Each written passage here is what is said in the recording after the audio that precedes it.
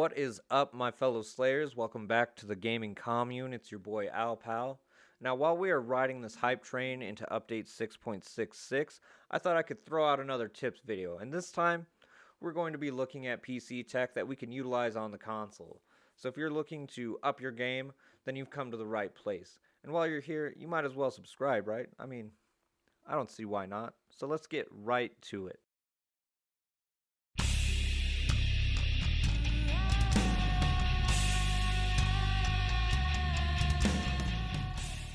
Doom Eternal on PC looks to be quite the playground for players, as they always seem to be finding new and interesting tech for the game.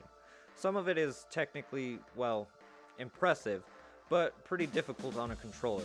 Nonetheless, I've put together a list of some of the most useful and interesting tech we can utilize on said controller. Now, before we start, here's a screenshot of my controller layout in case you're wondering. It's nothing too special, but I have swapped the Crucible button to L1 and moved my equipment launcher to L3.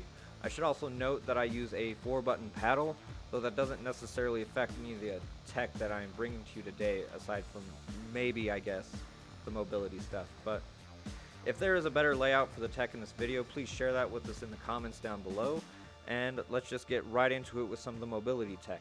Now, this is stuff that you likely already know about, but I want it to be thorough for any new players that may pop up. First, we have slope boosting. This is kind of a niche mobility trick that is usually found in speedrunning. Essentially, on an inclined slope, granted the player has some sort of resistance, you should be able to boost into the air with a dash. My best example would be with this clip from Exultia.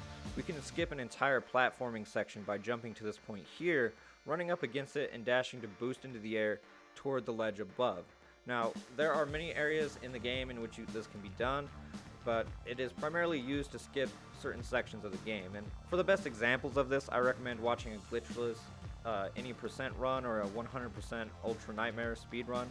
And you can do this on YouTube, or you can tune into a stream. There's plenty of ways to find somebody using it at the highest level. Next, we have the ballista boosting, which we can use this to greatly increase our momentum by firing the ballista in the opposite direction of where we are moving, and we have to be airborne to do this. But the ballista has high recoil, and you won't be able to necessarily notice that while standing on the ground, so it's really effective in the air. And you know, this is just another tool that allows you to traverse the levels while also skipping some of the platforming sections or other sections of the level. However, this is a great utility tool in combat as well, since you can combo this with a jump pad for additional hang time, and from there you can reposition or isolate targets you wish to delete as you move through the arena.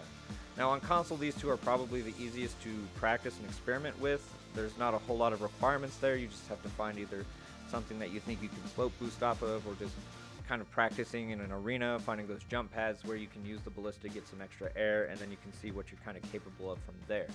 However, as we move into the mod tech, this is where we have to start using a target, or at least it helps to have a target. You know, on console, we don't have mods that allow us to just like point and shoot at a demon, you know, all day. It's kind of tough, so a lot of the testing that I had to do for this tech was more or less in the heat of the moment. It's kind of more of a practical application testing, I guess, if that's even the right way to put it. Regardless, you know, that's how I had to test this, so I'm not quite sure how effective some of these are, or how good I've gotten at some of them. There are some that I feel pretty confident in, though. Now, the majority of the tech that I'm bringing to you today, I've curated from a fellow Doom tuber, Sylar, who's constantly putting out tech videos among other great content.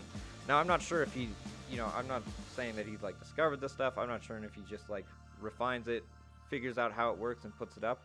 But regardless, he's the guy to go check out if you want a more detailed, you know, short video. So I've included a link below, since they're thorough videos and they're short and they detail each of the weapon mod tech that we're talking about today. Our first entry is a relatively new discovery, but I think it is possible on a console. Though I gotta admit, I'm pretty bad at it. I think I only got it once, but it's cool, you know, I enjoy the learning process. That being said, this is the Stored Destroyer Blade. The setup for this tech is especially elaborate and precise, though it does look like there may be some other iterations as it starts to evolve. It starts by landing a Mastered Arbalist shot and allowing the second shot to partially charge. Then you swap weapons, swap back, and swap your mod out, canceling the animation with a melee. And if you do this correctly, your Destroyer Blade should charge insanely fast. And additionally, it is stored until you charge and fire the Destroyer Blade.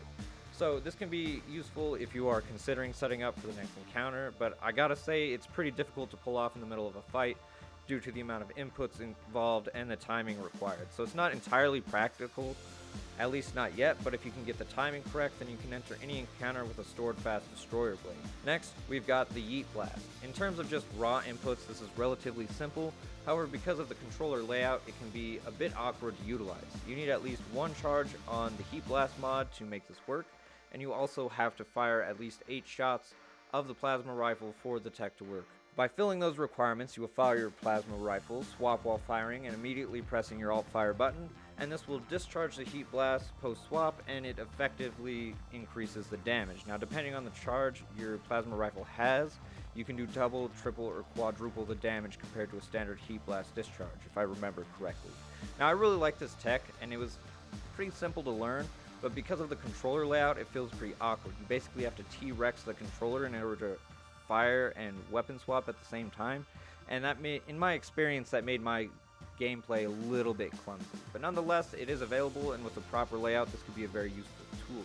So if you got a good layout for the Yeet Blast, go ahead and share it in the comments down below. Now, moving on to the rocket launcher, I do want to talk about something, and while it isn't necessarily tech, the remote detonation is pretty useful. So it actually detonates all rockets in the air and not just the ones you fired after swapping. So that's just some food for thought. If you like remote det and miss one of your rockets, there is still an opportunity to detonate it. Now, with that out of the way, we are actually here to talk about lock-on burst. Now, this is quite simple, and if it is your preferred mod, you're going to enjoy this. It's great for tackling the super heavies and just heavies in general. Now, you want to start your combo with the precision bolt. It's a really good weapon mod to start any combo with, but after swapping to the rocket launcher, you're going to want to hold the fire button until the rocket launcher comes up, release the fire button, and immediately hold your alt fire. So you'll notice that one rocket will fire, which is how I know it's just about to work, and then you will instantly lock on for a volley.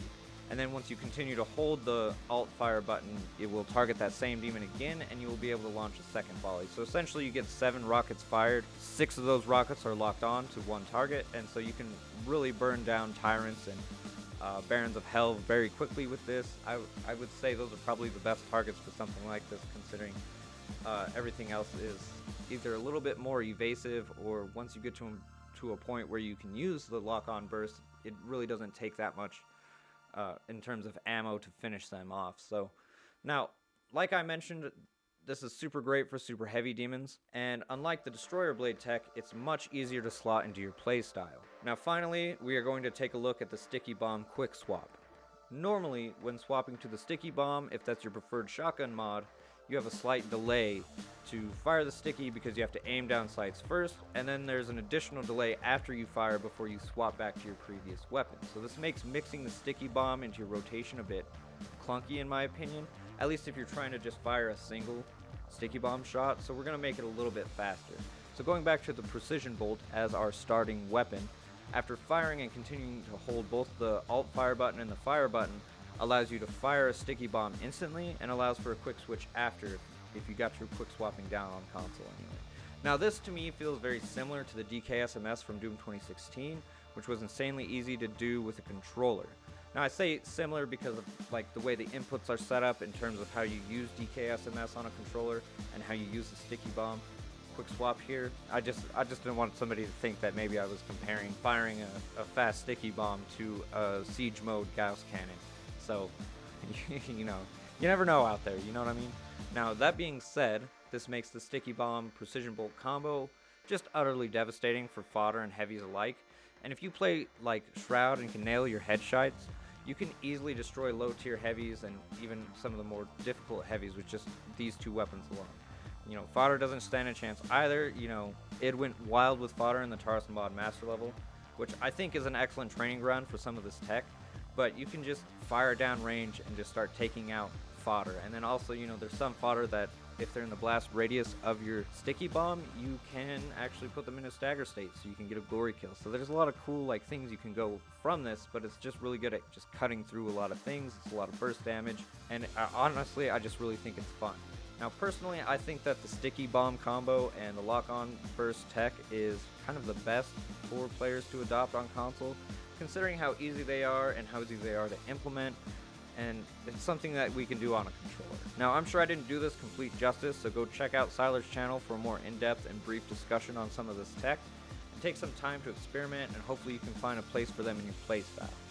Now, if you enjoy this content, don't forget to subscribe and hit me up in those comments down below if you have any additional information you'd like to share with the class. This has been Alpal. Be kind, be safe, spread the love, and we'll see you next time. Peace.